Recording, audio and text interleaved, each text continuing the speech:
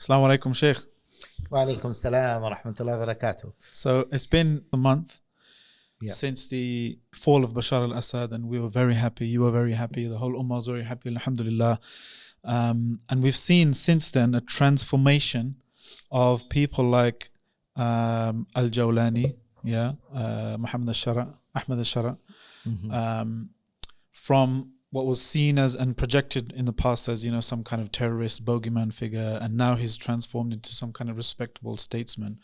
I guess my first question is, many people might be thinking, what do you make of this? Yeah. Okay. Bismillah ar-Rahman ar-Rahim. Alhamdulillah wa salatu wa salam ala Rasulillah. Actually, there are so many lessons. Even someone sent to me a post by, I think, a Dutch guy, non-Muslim. And he had the picture of al-Julani or Ahmad al-Shara or al-Julani previously with the turban, etc. And then next to that, his picture with the suit and tie. Yeah. And he said, well, this is a lesson for everyone, that don't go back and think of your past. You can still make a better future. Yeah? Just from pure, he was talking about it from, what is called as self-development, from a pure perspective, from that perspective purely. So this is a lesson. This is a lesson that, still you can, don't let your past dictate your future. In fact, this reminds me of a statement by Muhammad Ali Clay, that if you look at the world when you are 40, yes, with the same glasses that you looked at the world when you are 20, you have lost 20 years of your life. SubhanAllah. So this is a huge lesson. But let us move from this lesson to other lessons. So would you say then it's been more of a genuine transformation in his thinking and his objectives, or has it been what some people might be thinking is more like just a PR makeover? Okay, PR maker, no, I disagree with that. Okay, because if you look at the whole situation, if you evaluate the whole situation, don't just evaluate him, evaluate this interim government with him. Al-Bashir, the prime minister, the interim prime minister, and the foreign minister, al-Shaybani, and Anas Khattab, the intelligence service. Okay, intelligence services, the head of the intelligence services. You see that there is actually an attitude change with the whole group. So, and it is impossible that it is just this is being done like as a PR. Maybe he can do it as a PR, but what about the rest of the team? This is one thing. And the other thing, many people have confirmed, and especially through the interviews. He had carried out a number of interviews. Among them is the Ahmed Mansour interviews, different interviews, and Al-Arabiya interview as well. That he is admitting that now I am a different person, not in terms of ideology, etc., but my role is different. I was the head of a militia. Now I am responsible to run a state, at least until this state is able to flourish and to continue in the interim period. But this actually raises so many questions that when the West, and maybe because his name is put as a terrorist internationally, by the UN, when they classify an individual or a group like this, have they taken the right steps before classify an individual or a group like this? I mean, usually the critics would say This actually doesn't mean anything to be prescribed. It's more of a political thing. No, Nelson Mandela was a it is terrorist. a political. This is my point. One man's freedom fighter is another man's terrorist. Exactly. But which shows that there is the world and the countries that classified him, are motivated by political agenda, and they are not maintaining justice, and they don't have integrity. They don't have real just values. And when people look at it like this, then they will lose confidence in the justice and morality of those institutions and those countries. I mean, that's what's been happening with for 15 months, 16 months of genocide. Yes, and this is what is happening. And it's exposed really that the prevalent world order is not something which is based or tethered or anchored to some kind of justice or any kind of value. There is no rule of law. Yeah, it's just if someone's you're either a friend, you're either ally or an enemy. Yes. If you're an ally, we'll support you doing genocide. We'll give you political cover, diplomatic cover, narrative cover. If you're an enemy, we'll dehumanize you. We'll sell weapons to destroy you and your lineage and everything. And people are recognizing this. Look, for example, people are recognizing this, and I really hope that there are some wise people within the superpowers, including our country here in the UK, including, of course, the United States and others, that they will say, well, we need to stop this because this is going to lead us to lose our status in the world. People will lose confidence in our values. We'll have no values. We will actually fall, ethically, even if we do not fall militarily. That destruction, that moral destruction or moral failure kind of already will lead to actually civilizational failure. Because if there is a nation that is valueless, this nation cannot survive as a superpower or as a civilization. And this, I hope that there are some wise people within Western countries to open their eyes to this. And see, even, the Syrian regime, no one has ever imagined that this Syrian regime will fall like this, will vanish like this. After, the 54 years of the genocide that they have taken against their own people. And when we see, images and pictures of the villages and the cities that they have destroyed, almost some of them are almost like Gaza. The person will question what kind of people are those people.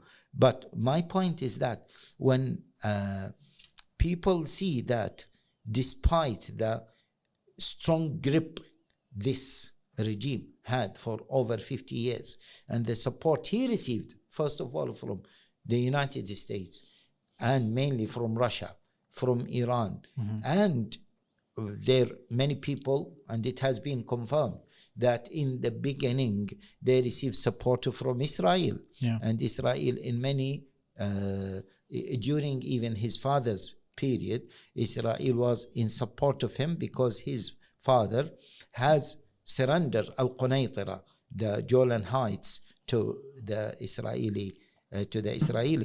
So despite this, those armless Syrians managed to vanish him. This is one of the lessons that we need to extract from the whole thing, that it should be a lesson for all tyrants, that one time you will vanish, you will leave. And when you leave, people will curse you. People will never feel sorry for you. People will never remember one good day. Ruling people based on fear and oppression is a temporary yes. enterprise. Yeah. So I hope that they wake up. whether the Arab tyrants or even the Western tyrants, because maybe some Western tyrants are not, show this tyranny to their people, but they are showing tyranny by supporting the genocide that is taking place in Gaza. Absolutely. Okay. And I mean, it's exposed cracks in our own system here. It's everywhere. Exposed people. It's allowed us to clear up some of our own political class and establishment. Slowly, we saw the Muslim vote, for example. Elect something like 30 or 50 pro-Gaza MPs generally. Yes. Yeah. Pro-justice MPs. I mean, we've seen. So let me just say some more things. The question is: have the world misunderstood jihadists? This is a question that intellectuals should ask themselves. Yeah. Or let us put it like this: have the world, especially the Western powers, intentionally misrepresented the so-called jihadist? Well, I mean, it's usually tied to foreign policy for the US. I mean, remember in the 80s and early 90s, the mujahidin was seen as a they were like culturally, Rambo in Afghanistan here in the film Rambo, he was supporting them and freedom fighters, and they were supported by the US because they were fighting against Russia. And then they were targeted by the Americans. So they became the hero becomes like the villain in public. So this is a fundamental question that everyone should ask himself this question. Every society, they should ask themselves this question, that most of the Muslims, I'm saying that there are some Muslims who might go in the wrong way, but most of them, they want to defend their rights, and that might lead them to a very extreme discourse when they see that the West, imagine, for example, the Gazan people, when they see that the whole world is conspiring against them, when they see America is supporting this genocide against them. We read just now in the news that Biden, before leaving, he signed an 8 billion arms help, arms support for Israel before he leaves. And now, do you think that the people of Gaza will like the United States, will like their policy, will like their government? And then we blame the victim and we say, oh, you are terrorists, you don't like us, you hate the West. It is because of the West is doing. So back to the point that the so-called jihadists, they are just normal, the so-called jihadists, have the West misrepresent them, or are they freedom fighters who want to support their countries, they want to support their freedom? And once they see, this is another point, once they see that, well, there is hope, then their quote-unquote extreme ideologies will not become extreme ideologies anymore. They will be state people, because they see that there is hope for us, and there are rooms for us to help our people, to help our country, etc. Well, people might be wondering when you use the word jihadist, are you using that to refer to just a mujahid? Or somebody, I'm saying, those, like jihadists might be seen as like a takfiri, someone who goes around wanton violence, just killing random innocent people. No, we are not talking about that. We are not talking about that. But unfortunately, this is my point, that the West has put all those who resist in one basket. Yes? And this is what I'm saying, that now people who are smart enough will start losing confidence in the Western rhetoric regarding quote-unquote jihadists. So they'll see, wait a second, yesterday you were telling me these people are just mindless zombies who just hate us for our freedoms. Yes, and now we see them that... Now you're saying, now that the actual, the dictator was removed, they seem to be all of a sudden really normal people that just want the same things. Not that even most people normal want. people. Now, for example, Ahmed al-Shara, so many of the reporters, they say that, well, he is just a statesperson. He has plans to look after Syria, to rebuild Syria, and he is even extending his hands to the West to help Syria and the Syrian people. So this adds wind to the sails of those people that have been saying for decades that people don't hate the West because of some irrational, ideological reason. Absolutely. They hate the West because of policies, because of oppression, because of what rulers in the West and ruling regimes have been doing to them and their people. And the West is standing next to the genociders, supporting the tyrants, supporting the dictators. That's why. Okay. So we've seen the fall of this secularist dictator, and we've seen that happen at the hands of an openly Islamic or quote unquote Islamist, spearheaded few groups. Obviously, they've included many other groups, but it's obviously undoubtable that because of Syria, 85% Muslim or something much higher, the main groups have had a clear Islamic flavor and discourse about them. And now people are wondering, what's that transition going to be like from the vicious, brutal secularism to something Islamic?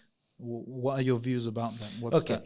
Just before that, let me mention something that actually look at the way Western media has dealt with the new administration of Syria. And instead of talking about the really challenges facing them, the BBC reporter, what did he ask?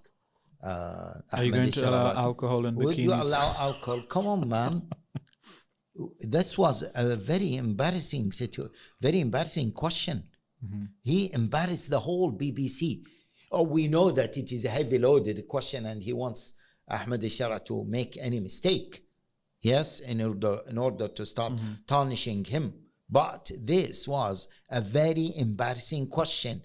You came to a country that almost half of the population have been displaced. In some villages, 80% of those villages have been destroyed. You have seen the infrastructure, almost 70% of the infrastructure of the whole country has been destroyed. And then you are asking him about what? Alcohol for the guests, for the visitors. This is very embarrassing. This shows that the West is not really up for human rights. Once we talk about the West, we are talking about, of course, unfortunately, media and politicians, some media outlets and some politicians. They don't care about human rights. They care about their political agenda. This is one question.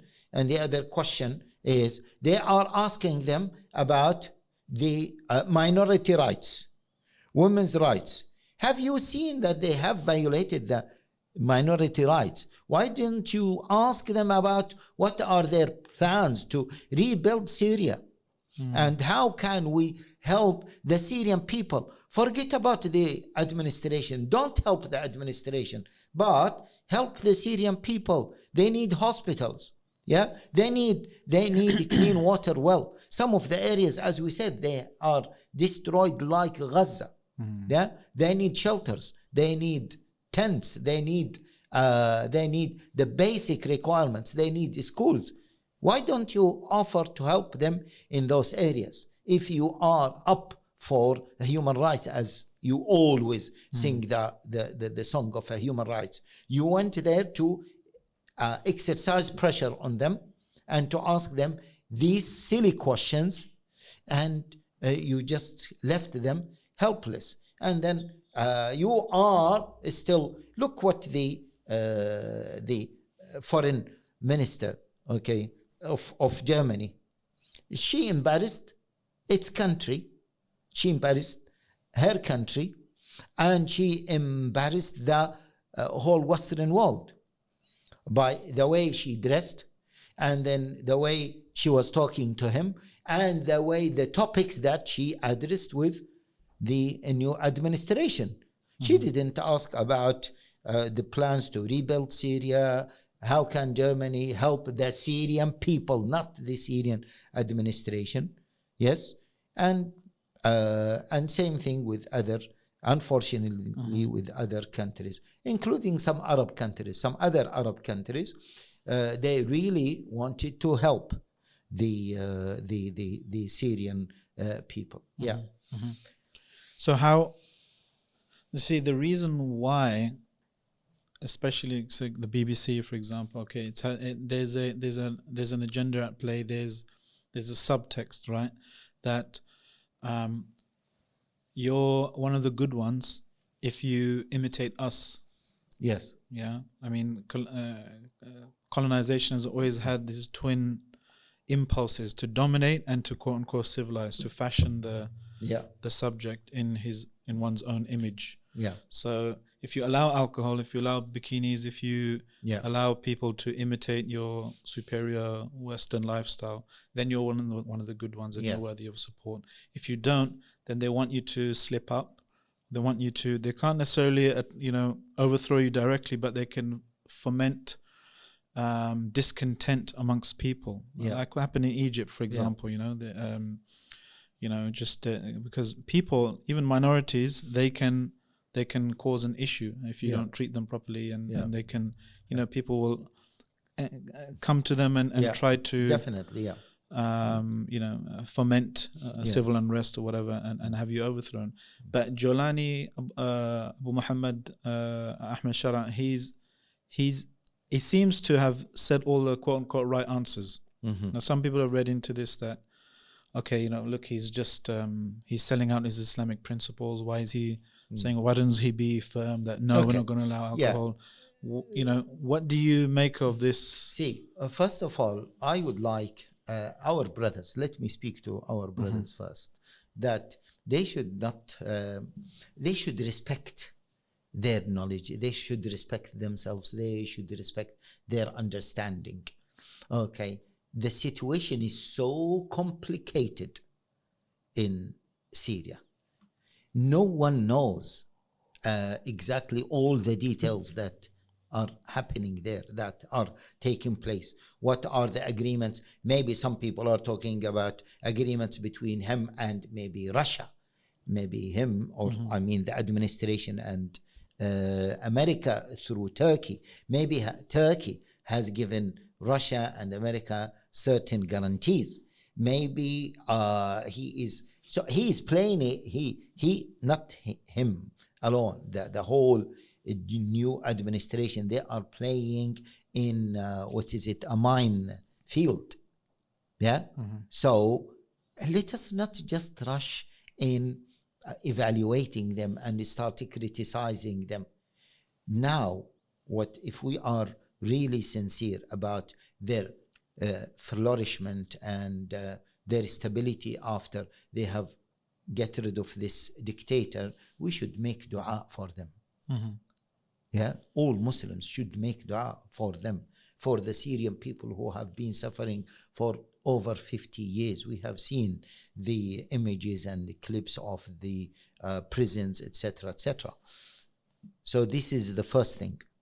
The second thing, whenever it is possible, now I heard that Saudi Arabia, they have started a new campaign to call medical doctors from Saudi in different fields to send them to Syria to help. Mashallah. I don't know when that will be possible for us here in the UK to do something like this.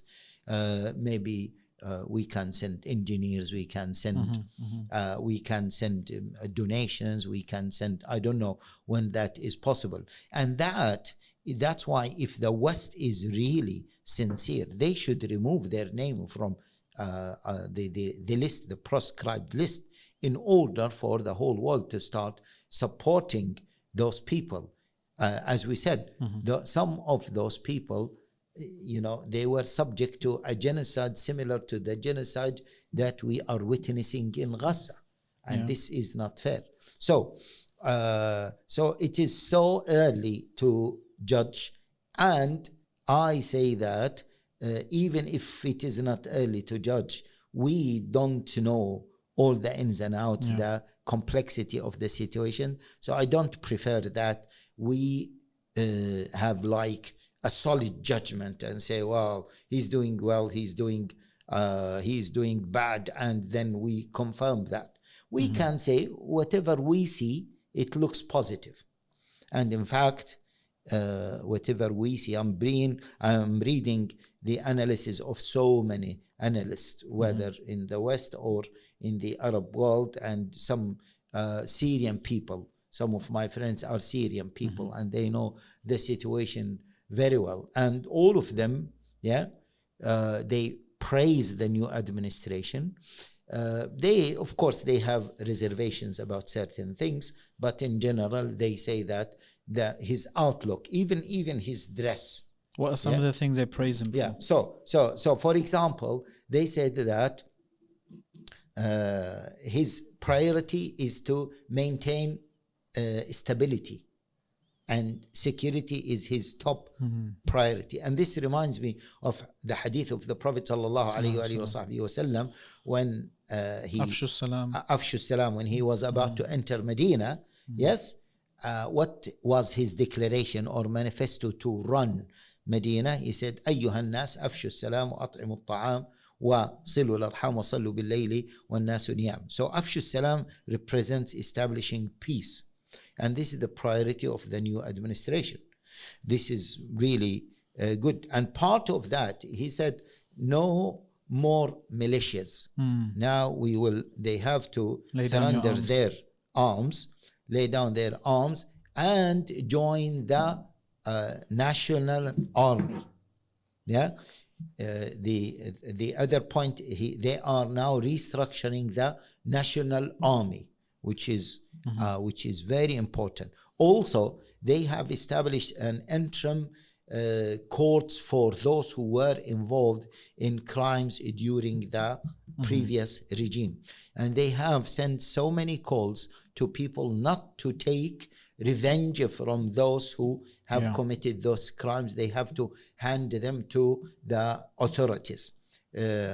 Also, part of this, they have spoken to the minorities, whether to the Alawites, whether to the Kurds, whether to the Ismailis, whether to the Shia even, and the other minorities, that listen, you are Syrian, we will see you as Syrian. Anyone who committed a crime, they will be held accountable for those crimes. Other than that, you should be treated as Syrians. And from this perspective, from the citizen perspective, or for being the citizen of Syria, we will treat you equally. This is also a very advanced, discourse.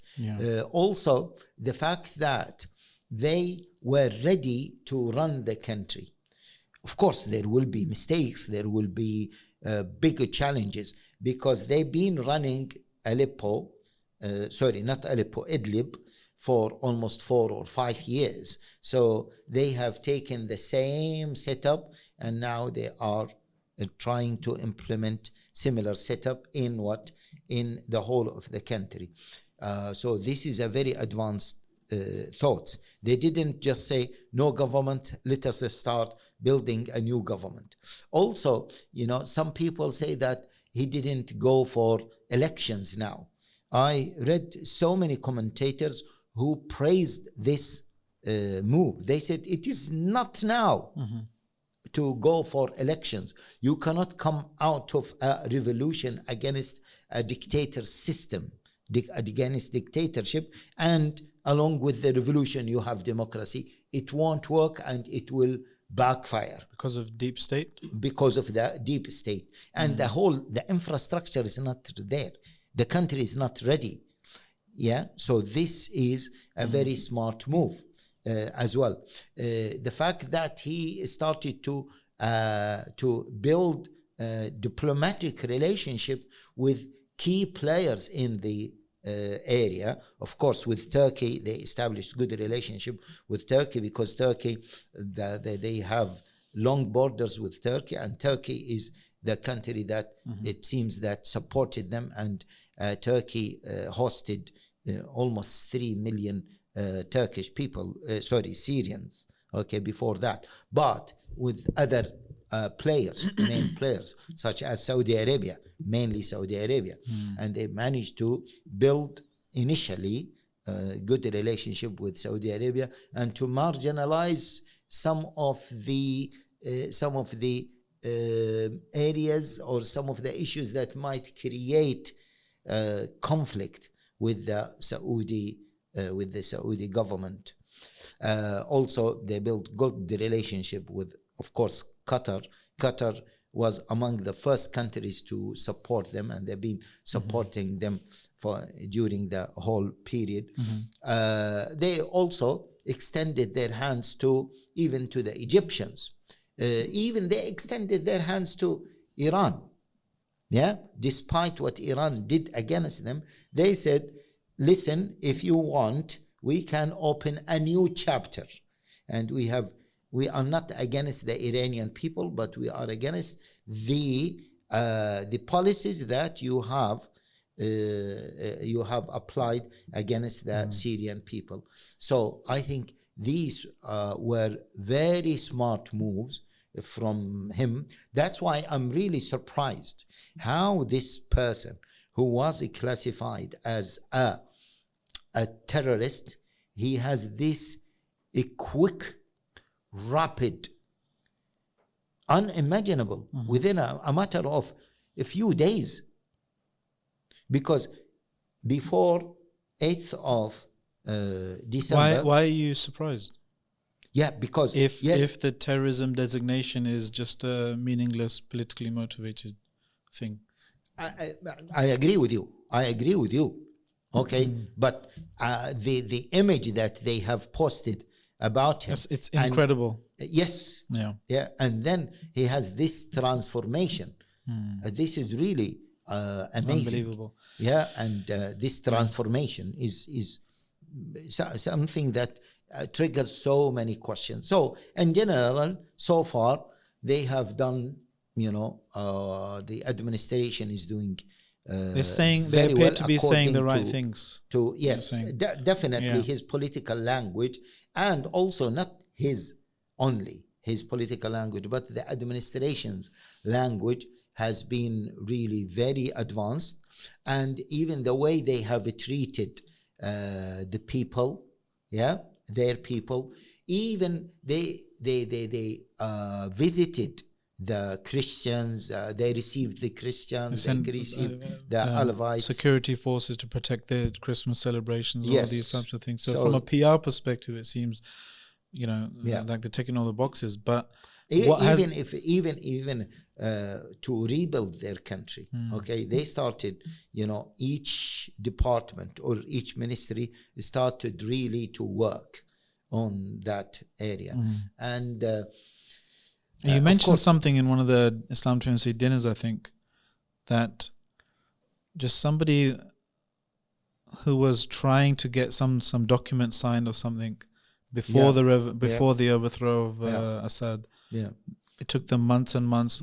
Can you share that? Yeah. So one of the ladies have actually sent a message. Yeah. Okay, voice message, and she said she is overwhelmed. She could not believe that the same document that she wanted to stamp a few months ago took her sister, almost 2 months to get it stamped.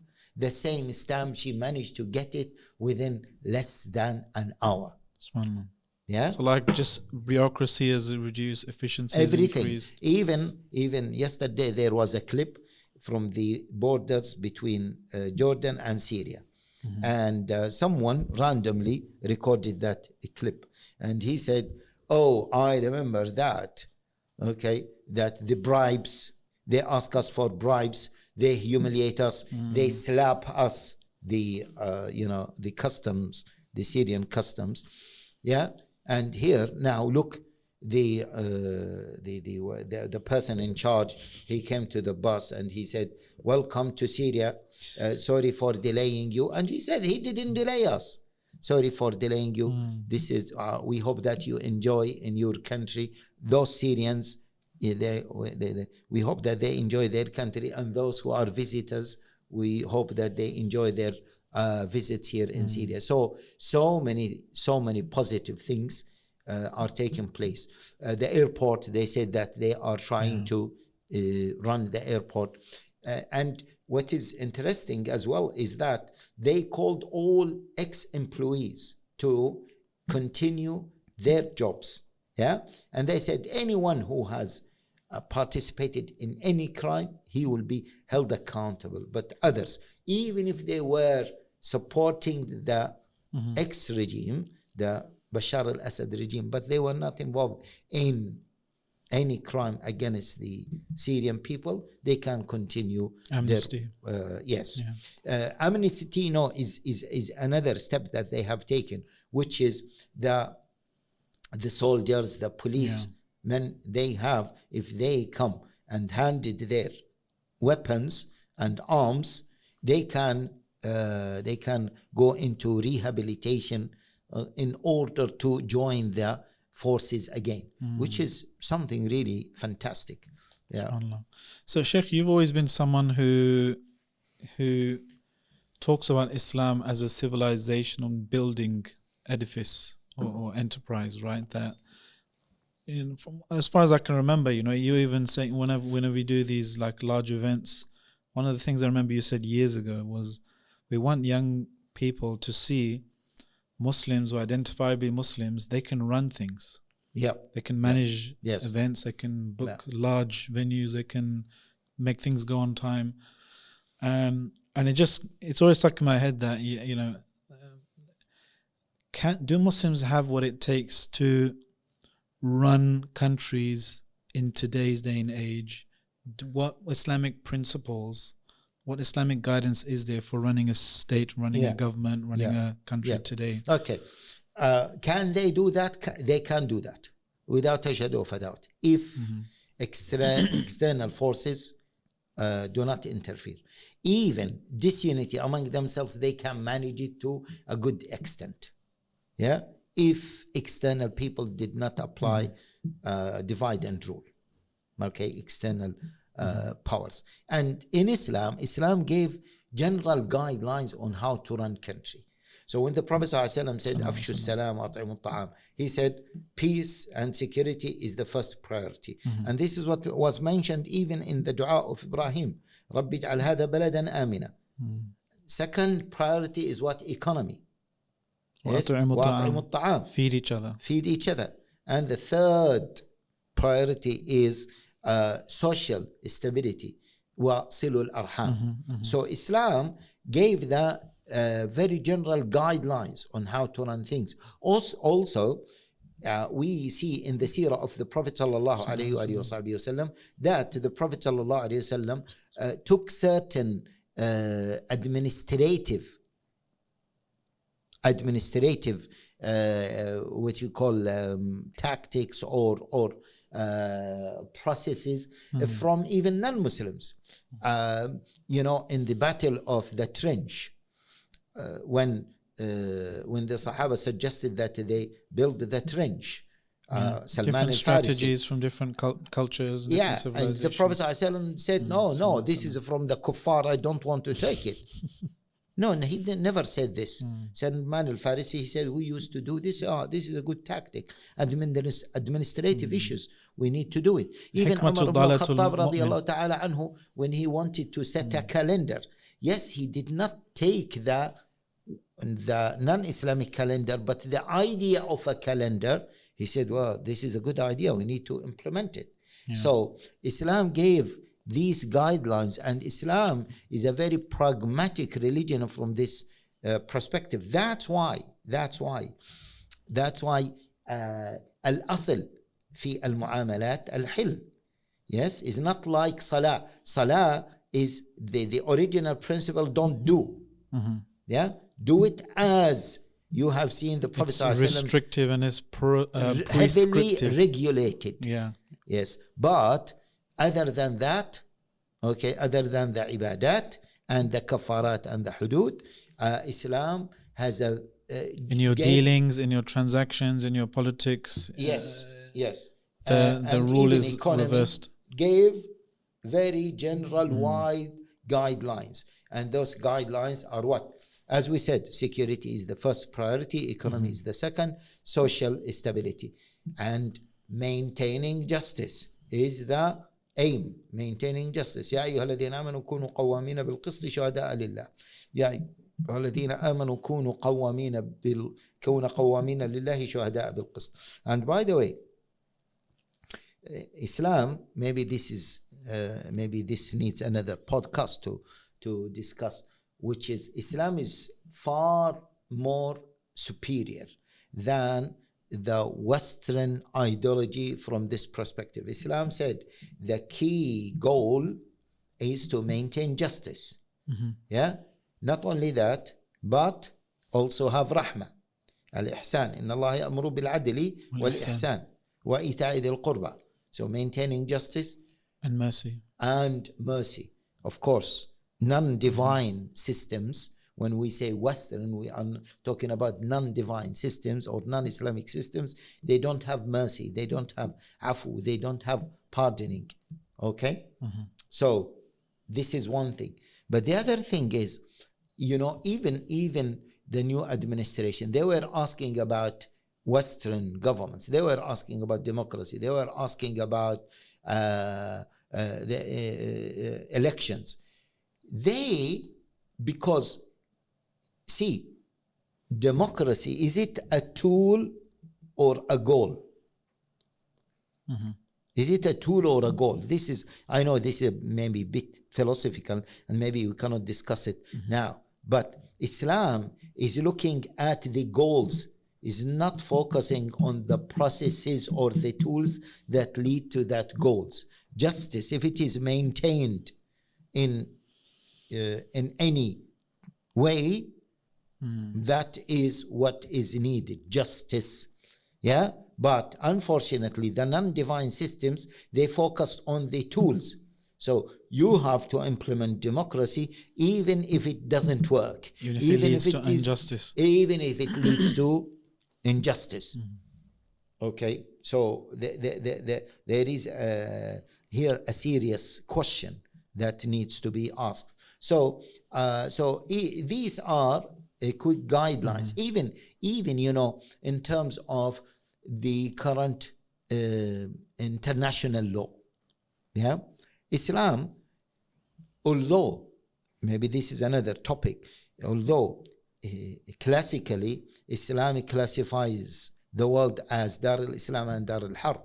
Yeah, this is classically when there was a Khilafah and other systems. But now the world has a pact under the United Nations.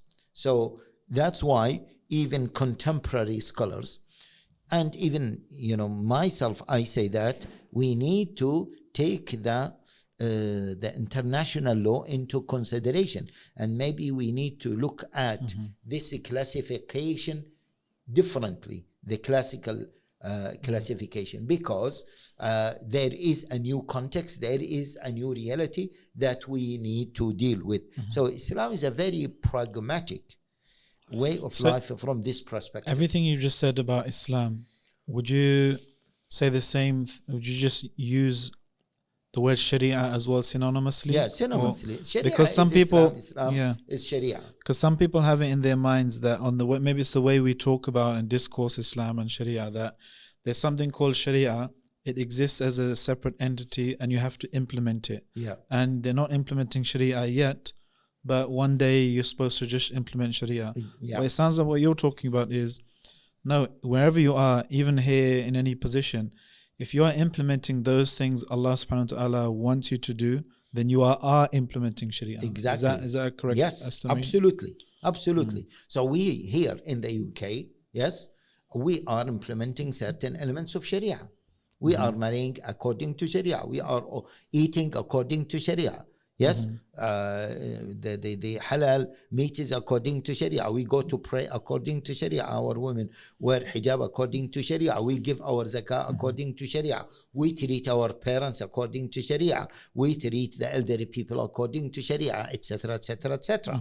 Okay, same thing. That's why, you know, when some brothers start to criticize the new administration that, oh, now you are not implementing Sharia. No, they are implementing Sharia.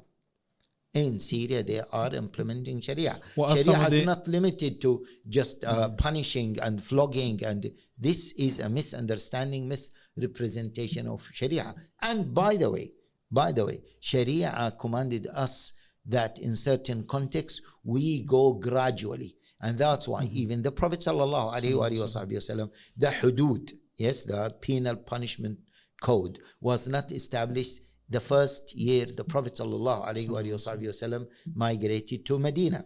Even in Mecca, the Prophet ﷺ took into consideration the context of Mecca. Even the Quran that was revealed in Mecca, as Aisha radiallahu ta'ala anha said, that the first verses to be revealed in Mecca, they were the verses that talk about Iman, Jannah and Nar.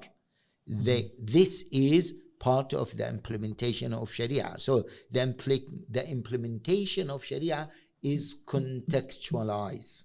And I want our brothers and sisters to understand this. The implementation of Sharia is contextualized. Moreover, the implementation of Sharia is subject to the outcome. To the outcome, to the masalih and mafasid. You cannot implement something that goes against higher principles of Sharia. You cannot implement Sharia in a way that goes against the justice of Sharia. You cannot implement Sharia in a way that creates havoc, and civil unrest for the rest of the people. Sheikh, it's 1:15. Do you want to go for Salah, or can we carry on a bit? No, let us wrap up now. Okay. Is there any? I want to kind of go in a bit more details, but I'll just say we've seen. There's another question I wanted to ask Sheikh, and I asked Mufti Mangera this the other day as well. That we've seen people being arrested, for praying Fajr, or growing their beard, or doing basically in Syria. You mean? Practicing Islam under Bashar al-Assad is tyrant, secularist tyrant, and they've been released from prison now, alhamdulillah. My question was, surely does this level of control and fear of the people, does this not trickle down into the type of Islamic discourse that was permitted to be taught and spread throughout the country? Would this have had an impact on the type of Islam taught? And now post-Assad, post-liberation, do you think the teaching and the discoursing of Islam will change in Syria? Okay, definitely. And what would that look like? Yeah, definitely. By the way, all tyrants, they teach Islam in a particular way. They focus too much on rituals, on rituals, minor rituals. They don't focus on Islam as a civilizational system. They don't talk about injustice in their systems. They want people to spend years and years studying Kitab al-Tahara, and not understanding anything about the Islamic justice, Islamic system. They also teach and focus on Islam that that praise and promotes the leadership of the country. Obedience to the leader. Obedience to the leader. To the ruler. Yes, to the ruler. They push for that because it serves their agenda. And they don't focus on the fundamental principle in Islam, which is كنتم خير أمة أخرجت للناس. Of course, after Tawheed. تأمرون بالمعروف وتنهون عن المنكر, enjoining the good and forbidding the evil. They don't talk about that. They don't also. It's basically secularism. It is a form of secularism. It is a form of secularism, and they are pushing. Yes. So every tyrant does this. Yes, Hafid al-Assad was like this, and also other tyrants are doing this. And now, see, if we teach Islam in a very balanced way, in a very comprehensive way, starting with the higher aims and objectives of Sharia, this will be a transformation for the entire Muslim Ummah, and the Muslim Ummah will be able to rebuild itself in a great civilization as it used to be. And this is hopefully, inshallah, what will happen. And I'm very optimistic, inshallah, that Syria will do something like this. Inshallah. Jazakallah khair, Sheikh. We're going to head to Salah now. But I'm going to push you to try and to get follow up with this. And please, you've been obviously following what's been happening in Syria, and we want to know more and as developments emerge. So Jazakumullah khairan. Thank you for your time. And Jazakumullah khairan to you at home for watching. If you like this podcast, give a like and a share. Let us know in the comments below any question you want me to put to the Shaykh and other Mashaykh about this topic or any other topic in future episodes. Until next time, Assalamu alaikum wa rahmatullahi wa barakatuh.